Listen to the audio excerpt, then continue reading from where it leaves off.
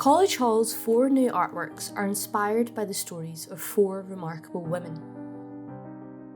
Elizabeth Adelaide Baker, Dr. Jessie McLaren McGregor, and Dr. Anne Louise McElroy tried and failed to become Fellows of the College between 1896 and 1910.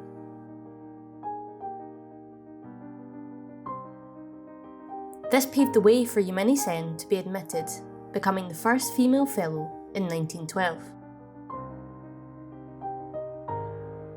Although willing to provide licences to women since the 1880s, the college was reluctant to proactively support women's careers in medicine and their pursuit of more senior roles.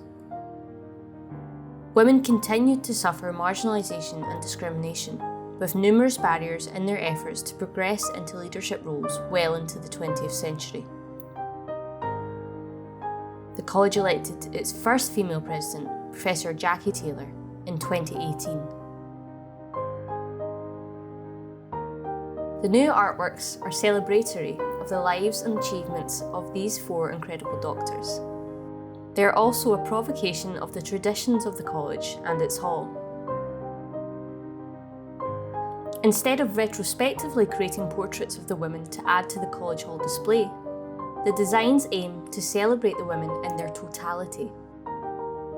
The artworks act not as a figurative resemblance, but as an embodiment of the women's life, work, power, strength, and resilience.